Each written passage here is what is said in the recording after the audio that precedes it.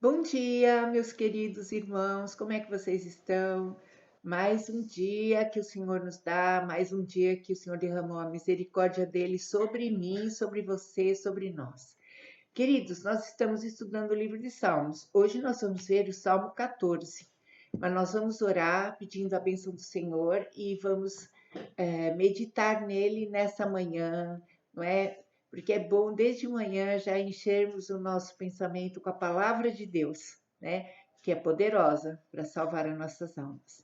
Senhor, aqui estou, Senhor, eu e meus irmãos, meus amigos. Senhor, eu te peço que o Senhor visite a casa de cada um. Quero o sangue de Jesus sobre cada um, sobre suas casas, sobre a minha casa, sobre mim. Ó Senhor, que o Senhor venha nos santificar, nos purificar. A tua palavra, ela diz que é 7 vezes purificada, né? Como num cadinho, não é?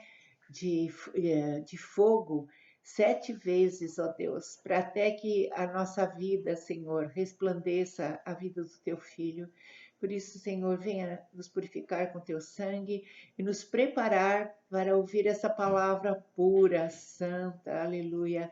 Dá-nos entendimento e revelação, Senhor, em nome de Jesus, para que nunca fiquemos confundidos com os conceitos dessa era, nem com as vozes dessa era, porque nós ouvimos a voz do bom pastor.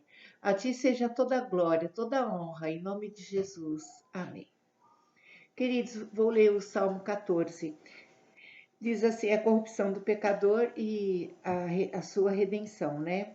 Diz assim, é o Salmo de Davi e ele está dizendo, verso 1. Diz o insensato no seu coração, não há Deus. Corrompem-se e praticam a abominação. Já não há quem faça o bem. No Romanos capítulo 3 fala que todos somos pecadores, que todos se desviaram, como ovelhas sem pastor, estão perdidas. E a gente vê hoje o mundo perdido, né? Como se não soubesse o que é certo, o que é errado, não sabe para onde vai. Só que, olha só, insensato, in, significa não. Sensatez significa sabedoria. Então, o insensato é aquele que não tem sabedoria. Ele pode conhecer tudo dessa era, pode ser o primeiro aluno, pode ter faculdade, mas insensato é aquele que não tem sabedoria de Deus. Não tem. A sabedoria traz temor. Diz que o temor do Senhor é o princípio da sabedoria. Então o insensato diz não a Deus. Por quê? Como ele vive na prática das abominações, né? Aqui diz assim: corrompem e praticam abominação. Veja bem, no momento que eu pratico abominação contra a lei de Deus, se eu negá-la, eu não vou receber, eu vou, na minha cabeça, alivia a minha consciência que eu não vou receber juízo. Então eles negam a Deus para ter alívio de consciência, como não há Deus, então eu também posso fazer o que eu quero. Então, só que o que eles pensam não muda a verdade de Deus, né? O que eu penso, a minha opinião, não vai mudar a verdade de Deus. A verdade, ela é. E aí continua. Do céu olha, e eu fico pensando como também Deus olhou, né, no tempo de Noé, não havia um justo sequer. Do céu olha o Senhor para os filhos dos homens, para ver se há quem entenda e se há alguém que busque a Deus. Olha só, Deus também subiu o pecado do povo nas narinas dele, ele buscava. E quando ele viu Noé, que havia um homem que buscava o Senhor, ele e a sua família. Então aqui Deus fala assim, para ver se há quem entenda, se há quem busque a Deus. E ele procurava. E era como uma agulha no palheiro, como diz né, o ditado popular, porque havia tantos ímpios, tantos insensatos, que era difícil achar um homem que buscasse a Deus, de verdade. E aí continua, todos se extraviaram, versículo 3, e juntamente se corromperam, não há quem faça o bem, não há nenhum sequer. Muito parecido com Romanos 3. Acaso não entende todos os obreiros da iniquidade que devoram o meu povo e como quem come pão que não invocam o Senhor? Então, ele está dizendo que todos esses insensatos, esses ímpios, eles se extraviaram, eles se corromperam. Olha só, se extraviar é ficar perdido. Corromper é ficar de acordo com a geração deste mundo, né? A Bíblia fala que o mundo jaz no maligno e as suas concepções, não é? E não há quem faça o bem, não há um nenhum sequer, não é? E a casa não, e ele fala também que eles são obreiros de iniquidade. Obreiros é que fazem as suas ações todas de pecado. E iniquidade é mais forte que pecado, porque pecado é o que eu faço. Iniquidade é que desde dos meus antepassados continua se fazendo. Então, meu tataravô roubou, meu bisavô roubou, meu avô roubou, meu pai roubou e eu roubei. Então, a iniquidade é aquela passagem de poder, são maldições, né, familiares. E ele fala que eles devoram o meu povo. E como ele usa o termo forte, né? Como aquele que come pão, né? É como se devorar, é como comer o pão. Eles exploram, né? Eles te sugam, não é? O povo que é de Deus e não invocam o Senhor. Então é interessante que insensato, às vezes a gente pensa que é só o ímpio, mas muitas vezes nós falamos, aqui fala no coração, né? No seu coração. Então ele às vezes pode até dizer que existe a Deus, pode ser um ateu convicto e pode ser aquele, mas no seu coração ele é ateu. Ele pode dizer até que exista Deus. Olha só que interessante. Então existe um insensato que é ateu autêntico e o outro que fala que existe Deus, mas no seu coração ele faz tudo contra as leis de Deus. Não é verdade? E também isso é abominável ao Senhor. Então é a exploração do povo de Deus, não é? A gente vê quantas pessoas que estão sendo perseguidos, né, presos. E ele fala assim: tomar-se-ão de grande pavor, Davi fala assim, porque Deus está com a linhagem do justo. Justo. Então, quando eu não creio em Deus, eu não acredito que eu posso fazer o que eu quero, ninguém manda em mim e não vai haver consequências. Mas aqui está dizendo que eles, de repente, serão tomados de um grande pavor. Por quê? Porque tudo que eles negaram existir começa a vir. Todas as portas que ele abriu contra Deus, os demônios entraram e entram de sola, quer dizer, entram forte para destruí-lo. Então, olha só, então eles vão ficar com pavor, porque na verdade o demônio, nem aqueles que o servem, ele é fiel, ele não tem fidelidade, né? O diabo, ele é infiel, mentiroso. Então, a pessoa mesmo que serve a ele não tem, não dá nenhum tipo de cuidado nem nada, porque nele não existe isso, né?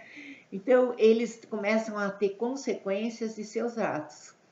Aí tudo começa a vir desmoronar em cima. A Bíblia fala que nos últimos tempos as pessoas pedirão os montes que caiam sobre elas. Já pensou de tanta angústia e tanto pavor?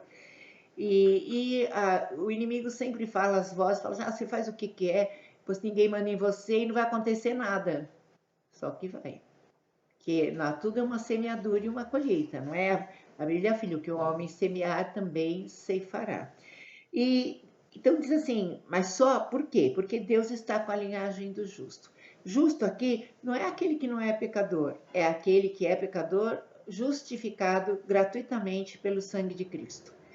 Então ele está fazendo, sempre Davi procura assim mostrar a parte do ímpio, que parece que está por cima, né? E da opressão que muitas vezes o justo passa e das provações, mas falando assim, se o Senhor está comigo, eu tenho tudo, eu tenho a vitória. Por que eu vou ficar assim, vou ficar assim admirando por que o justo faz tanta coisa e tem tantas coisas? Ah, ele é rico, não sei o quê.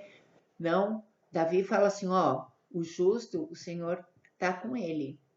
E o Senhor estando com nós não precisamos temer nada, não é? Eu já falei aqui que algumas pessoas chegaram, queria ter 5 minutos da tua paz. Todo o dinheiro pode comprar, vai lá no supermercado, quero 5 minutos de paz. Não tem, que é dado gratuitamente, através de um coração que tem Jesus e é perdoado. E é o fruto do Espírito, né? Que nós estamos estudando no domingo, não é? Nós estamos estudando o fruto do Espírito de Deus. Então, aqui está dizendo que as pessoas que fazem essa zombaria de Deus vão ficar com grande pavor. E no versículo 6, meteis o ridículo conselho dos humildes, mas o Senhor é o seu refúgio. Então, o Senhor, eles ficam assim, chacoteando, né, fazendo chocarrice com os humildes, com os conselhos, que os conselhos dos humildes são os conselhos que têm a palavra. Então, eu não fico preocupada, podem rir à vontade. Eu falo o que está na Bíblia e eu estou convicta que estou na verdade de Deus. Aleluia. E, e aí fala assim, no 7, tomara, que termina, tomara de Sião viesse já a salvação. Sião é Jerusalém. É onde, né, onde nós vamos. E aqui é profético, porque a profecia ela não tem tempo determinado. Então, porque sempre quando o povo se extraviava e se revoltava contra Deus, eles ficavam em terras estranhas.